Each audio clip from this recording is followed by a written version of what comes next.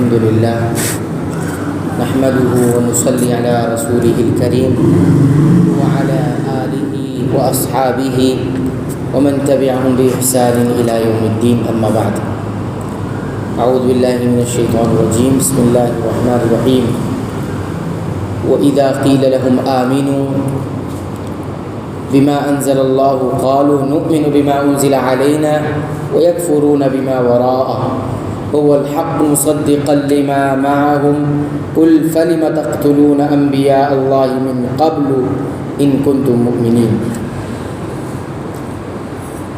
سورہ بقرہ آیت نمبر 91۔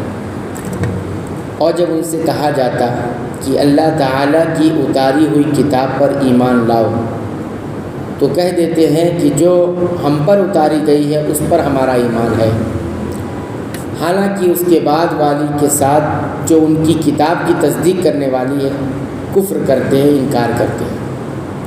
اچھا ان سے یہ تو پوچھو، یہ دریافت کرو کہ اگر تمہارا ایمان پہلی کتابوں پر ہے تو پھر تم نے اگلے انبیاء کو کیوں قتل کیا؟ تو وہ کہتے ہیں کہ جو ہم پر اتاری گئی ان پر ہمارا ایمان ہے، یعنی تورات پر ہم ایمان رکھتے ہیں، اس کے بعد ہمیں قرآن پر ایمان لانے کی ضرورت نہیں ہے۔ تورات پر ہم ایمان لے آئے ہیں تو اب ہمیں قرآن پر ایمان لانے کی ضرورت نہیں ہے۔ پھر ان سے یہ پوچھو کہ تمہارا ایمان پہلی کتابوں پر ہے تو پھر تم نے اگلے انبیاء کو کیوں قتل کیا؟ یعنی تمہارا دعویٰ تورات پر ایمان کا ہے تو تمہارا دعویٰ تورات پر ایمان، یہ ایمان جو ہے صحیح نہیں۔ اگر تورات پر تمہارا ایمان ہوتا تو انبیاء کو تم قتل نہ کرتے۔ اس سے معلوم ہوتا ہے کہ اب بھی تمہارا جو انکار ہے وہ محض حسد اور دشمنی پر ہے، یعنی تورات پر ایمان رکھ رہے ہیں اور قرآن پر ایمان نہیں رکھ رہے ہیں، تو اس کا مطلب قرآن پر ایمان کی بنیاد تمہاری بغض ہے، حسد ہے۔ اس لیے نہیں کہ تورات پر ہم ایمان لے آئے ہیں تو قرآن پر لانے کی ضرورت نہیں ہے۔ وَلَقَدْ جَاءَكُم مُوسَىٰ بِالْبَيِّنَاتِ ثُمَّ اتَّخَذْتُمُ الْعِجْلَ مِن بَعْدِهِ وَأَنتُمْ ظَالِمُونَ۔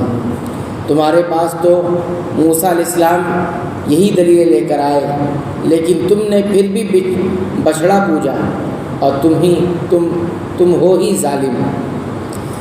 یہ ان کے انکار اور عناد کی ایک اور دلیل ہے کہ قرآن پر ایمان نہ لانے کا ایک اور دلیل تمہارے کہ تم اس پر ایمان اس لیے نہیں لا رہے ہو کہ یہ بغض اور عناد کی بنا پر، دشمنی کی بنا پر، حسد کی بنا پر ہے۔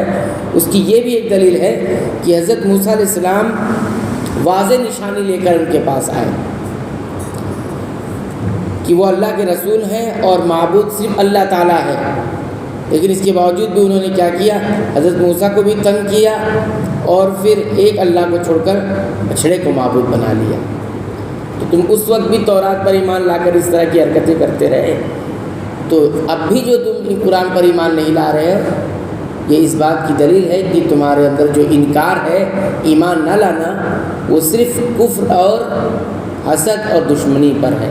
تم سب سمجھ رہے ہو کیا صحیح ہے، کیا غلط ہے، کیا حق ہے، کیا ناحق ہے، لیکن محض تمہارا انکار کفر اور حسد اور دشمنی کی بنیاد پر ہے۔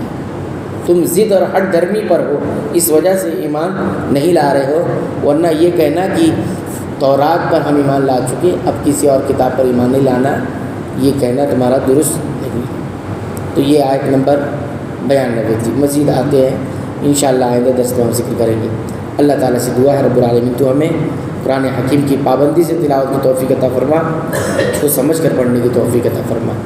آمین، تقبل یا رب العالمین۔